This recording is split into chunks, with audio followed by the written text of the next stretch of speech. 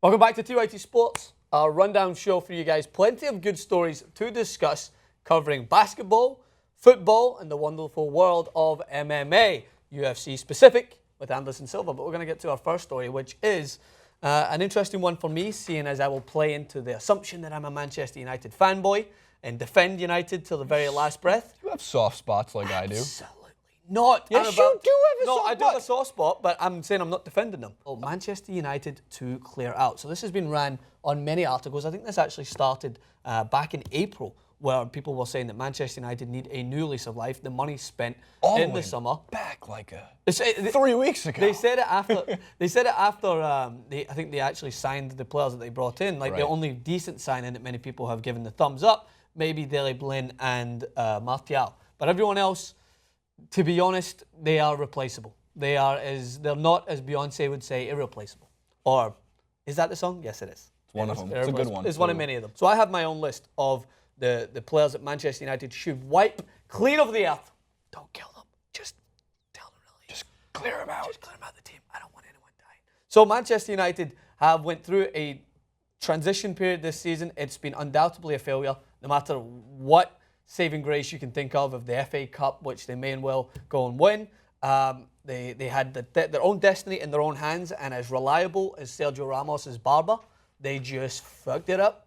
And now they're sitting there with the destiny that should have been in their own hands now passed back over to their bitter rivals, Manchester City. So, and by the way, before we get into the rant about how bad Manchester United are and which players have to go, is destiny can still change again. If they beat Bournemouth at the weekend and Manchester City, which they well and truly could lose to Swansea, then it goes back to Manchester United's favour. But you don't let that overshadow that there's problems. Oh, no doubt. Like, it's like, oh, wow, they saved the Champions League spot. You got a lot of work to do this summer. But let's get to that.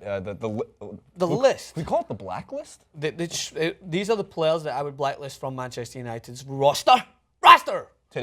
Today, right now, yesterday. The first person on that list may shock a few people because he's had a decent tenure at Manchester United, considered a stable head in Michael Carrick. But his time is up. He is no longer the same Michael Carrick as we know. Some games he'll come in and people will be like, that's all we needed. All we needed is Carrick with his 3 miles per hour passing and his lackadaisical style of defending. That's all we needed. And I'm like, no. You need to get rid of him so that he does not take up any more space that could be bringing in with a new lease of life, a younger player in there, or just to give someone like Schneiderlin that role to take on his own. So Michael Carrick, despite the experienced head on his shoulders, bye-bye. I don't feel like Fellaini needs a description. It's like Mario Fellaini, when he comes into that team, the system goes out the window, and it is simply a route one because that's the only thing that he's useful for. So it's not just his fault, it's the team's fault because they'll play to that. No longer does Mario Fellaini become an outlet, but he becomes a priority when he's in the team. Yeah. That is an issue. It's like bringing in your someone just for their height. If you're playing basketball, every single move will go to DeAndre Jordan. Maybe it might work sometimes for the Clippers, but it doesn't need to. You need to be alternative. Anytime I've watched Fellaini play, I've tried to figure out what his purpose on the pitch is, and I've always thought, why can't they bring in anybody else on the team?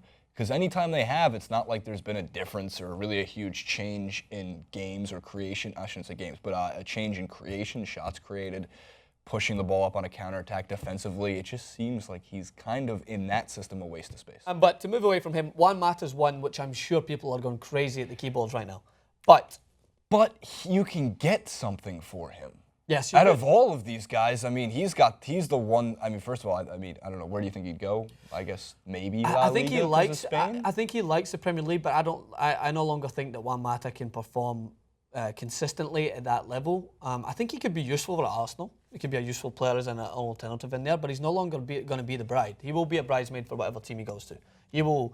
But you need bridesmaids. Yeah, you do need him. He could fit in very, like, if you put him into a Barcelona, he's not going to look out of place. He's very tidy with the ball at his feet. He could fill in with what Fabregas did at Barcelona in his minor tenure there. And if you put him over to a Villarreal or a team that's going to try to push for Champions League success next season, he'll fit in there. I think he would fit back in La Liga if he went there to play. I just think that the system that if it is to be said, whether LVG's continuing on, let's hope to God not, or Jose Mourinho comes in, Juan Mata doesn't play in that system, I don't think, because I think they're going to bring in a useful player, maybe a star midfield. I think that all of Manchester United's funding, if reports are anything to go by, is going to go towards someone like Thomas Müller, to try and bring in to fill in that role. And I don't see a place for Mata as much as I expected it to. You touched on the point that I wanted to make about this overall.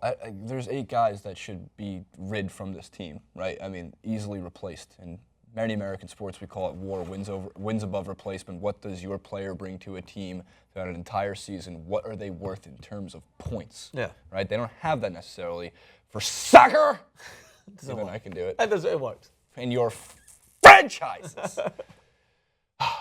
It takes a lot out of you. It takes a lot. That's why I don't say it as much. I need a soundboard. They don't have that statistic, as I'm obsessed with here in the United States, for soccer players, or I should say world football players. But, you can replace all 8 of those guys, but will it matter too much if you still have Van Gaal in charge when if a different manager like Jose Mourinho actually comes in, because nobody knows what the hell's happening, it's going to be different players. They're going to want different systems, different philosophies, if you will. I think that if it's Jose Mourinho, it's going to be a 4-2-3-1, very similar to what we've seen Manchester United play. I know they've looked somewhat more attacking, almost like a 4-3-3 when you have Martial, Rashford and Lingard up there. But you have the youth in there. Manchester United do have the ability to turn what was seen as a weakness and a lack of depth and a relying on youth so much into a positive with Jose Mourinho in there. Mourinho doesn't abandon youth. He's not the best at working with youth. He likes to bring in players that he knows are going to fit into that role. But could I see him bringing in a Muller to potentially get the best out of a Rashford in front of him, or potentially bringing in, putting all of his eggs towards trying to get someone like a Pogba, which I doubt would happen, but just trust in Mourinho. The guy has got the accolades to back it up. And that's why I created this list with the thinking that if Jose Mourinho comes in, these are the type of guys that will just become redundant. Rojo at the back, as a left back, I think he's more of a centre defender, but I don't think he's good enough to be able to take place of Dele Blind or Chris Smalling. So therefore, he's just redundant. He just comes in as a versatile player. Luke Shaw is going to be better than him when he's back fit. And he's just another one taking up a pricey wage bracket that you can just push out and bring in someone else who can learn from that position. Very similar to Antonio Valencia on the other side. He's spent many years now. The guy's been there, I think, 6-7 years at Old Trafford, and he's not bringing anything else to him. He doesn't have the best final product for him playing right back. He's not the same in terms of his direct approach to the game when he plays when he plays an attacking midfield position. Redundant. Again, can be replaced. Who in Manchester United's starting 11 right now would you consider irreplaceable? Really? I would say maybe 3 players. De Gea? De Gea? Maybe Schweinsteiger, because you know how good he could be. I don't, under Jose Mourinho, maybe. He could be utilized so much better than he is. Is De Gea, Martial and Rashford. Oh, my God. The youth, yeah, that makes sense. That's, for me, a Smalling argument to be made.